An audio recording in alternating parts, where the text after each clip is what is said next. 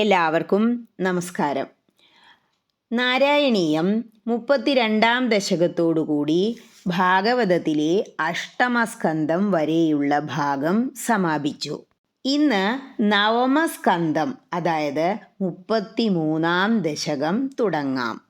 33-ാം ദശകത്തിൽ അംബരീഷ ചരിതമാണ് പറയുന്നത്. വൃത്തം വസന്തതിലകം.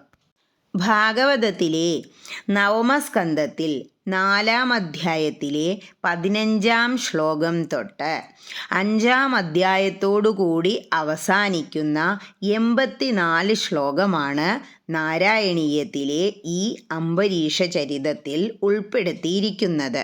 കഴിഞ്ഞ ദശകത്തിൽ വൈവസ്വത മനുവിനെക്കുറിച്ച് പറഞ്ഞിരുന്നു. ഈ വൈവസ്വത മനുവിൻ്റെ പുത്രൻ്റെ പുത്രനാണ് അംബരീഷൻ. ഓം നമോ ഭഗവതേ വാസുദേവായ.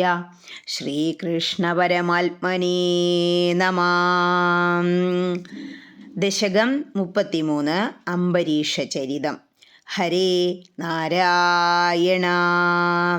വൈവസ്വതാഖ്യമനുപുത്ര നഭാഗജാത നാഭാഗനാമക നരേന്ദ്രസുതോംബരീഷ സപ്താർണവാവൃതമഹീദയിതോപി രേമേ ത്വൽസംഗിഷു ത്വയി ച മഗ്നമനാ സദേവ.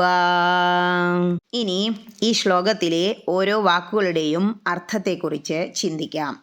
വൈവസ്വതാഖ്യ മനു, വൈവസ്വതൻ എന്നു പേരായ മനുവിൻ്റെ പുത്ര നഭാഗജാത, പുത്രനായ നഭാഗനിൽ നിന്നു ജനിച്ച, നാഭാഗ നാമക, നാഭാഗൻ എന്നു പേരായ, നരേന്ദ്രസുതോ, നരേന്ദ്രൻ്റെ പുത്രനായ, അംബരീഷ, അംബരീഷൻ, സപ്താർണവാവൃത, സപ്തസമുദ്രങ്ങളാൽ ചുറ്റപ്പെട്ടു കിടക്കുന്ന, മഹീദൈതോപി, ഭൂമിയുടെ അധിപതിയാണെങ്കിലും, രേമേ, രമിച്ചു പോന്നു, അതായത് സുഖമായി കഴിഞ്ഞു പോന്നു, സദൈവ, സദൈവ എന്നാൽ എല്ലായ്പ്പോഴും, എല്ലാ സമയത്തും, സദാ ഏവ, ത്വത്സംഗിഷു, അങ്ങയുടെ ഭക്തന്മാരിലും,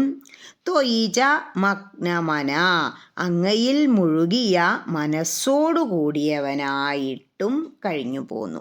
ഇനി ഈ അർത്ഥങ്ങളെല്ലാം മനസ്സിൽ വച്ചുകൊണ്ട് ആ ശ്ലോകം ഒന്നുകൂടി ചൊല്ലി നോക്കണം. എന്താ പറയണേ? വൈവസ്വതമനു പുത്രനായ, നഭാഗൻ്റെ മകനായി ജനിച്ച, നാഭാഗൻ്റെ പുത്രനായ അംബരീഷൻ, സപ്തസമുദ്രങ്ങളാൽ ചുറ്റപ്പെട്ടു കിടക്കുന്ന ഭൂമിയുടെ അധിപതിയാണെങ്കിലും എപ്പോഴും അങ്ങയിലും അങ്ങയുടെ ഭക്തന്മാരിലും മനസ്സ് വ്യാപരിച്ച് ജീവിച്ചു പോന്നു. ഹരേ കൃഷ്ണ.